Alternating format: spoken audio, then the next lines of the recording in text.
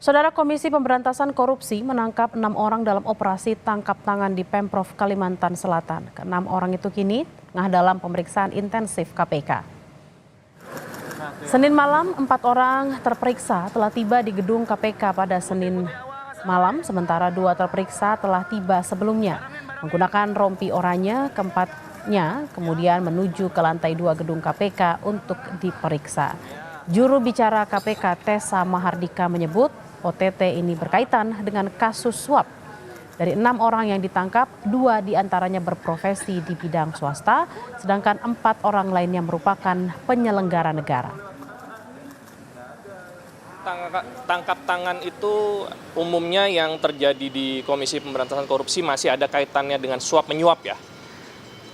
Tentunya apakah suap menyuap itu nanti ada kaitannya dengan pengadaan atau hal lainnya, saya masih belum bisa buka saat ini.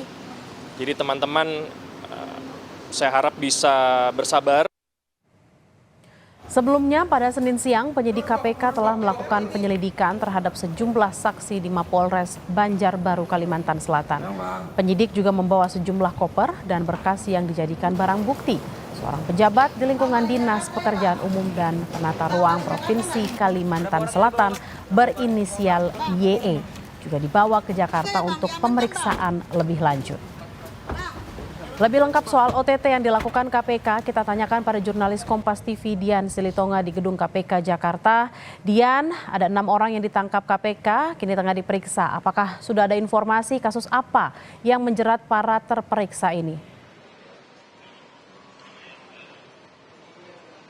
Ya, Bella, sejauh ini informasinya OTT yang dilakukan KPK berkaitan dengan suap pengadaan barang dan jasa di lingkungan Pemprov Kalimantan Selatan. Hanya saja spesifik pengadaan barang dan jasa di sektor atau pada dinas apa, ini masih kita tunggu pernyataan resminya dari KPK. Tapi kalau berdasarkan analisa yang dilakukan oleh teman-teman wartawan di daerah, melihat dari pihak-pihak yang diboyong atau dibawa oleh KPK dari Kalimantan ke Jakarta, ini bisa diidentifikasi beberapa orang diantaranya merupakan pejabat di lingkungan Dinas Pekerjaan Umum dan Penataan Ruang atau PUPR Provinsi Kalimantan Selatan. Jadi memang ada kemungkinan bahwa OTT ini berkaitan dengan dugaan suap pengadaan barang dan jasa di lingkungan Dinas PUPR Provinsi Kalimantan Selatan. Seperti yang kita tahu melalui proses OTT ini penyidik KPK mengamankan 6 orang sudah dibawa keseluruhannya tadi malam ke gedung Merah Putih KPK meskipun memang belum diumumkan oleh KPK, tapi kalau kita melihat gestur dari ke-6-nya nampaknya memang KPK sudah menetapkan ke-6 orang yang dibawa ke gedung Merah Putih KPK sebagai tersangka dari OTT Provinsi Kalimantan Selatan. Karena kita tahu bahwa tadi malam ke-6-nya ini sudah mengenakan rompi oranye yang menandakan sebagai tahanan KPK. Kita tahu bahwa KPK ini memiliki waktu 1 kali 24 jam untuk menentukan status hukum dari pihak-pihak yang diamankan dalam proses OTT. Kalau kita hitung proses OTT ini sudah dilakukan pada Minggu malam, artinya tadi malam, Senin malam ini sudah terhitung 1 kali 24 jam, sehingga sudah pasti penyidik KPK sudah menentukan status hukum dari orang-orang yang diamankan atau 6 orang tersebut. Selain mengamankan 6 orang, KPK juga kita tahu mengamankan barang bukti, uang tunai senilai lebih dari 10 miliar rupiah dan disinyalir ini jumlahnya masih akan terus bertambah karena masih proses dihitung oleh penyidik KPK. Hal itu disampaikan oleh Wakil Ketua KPK Nurul Gufron kepada wartawan.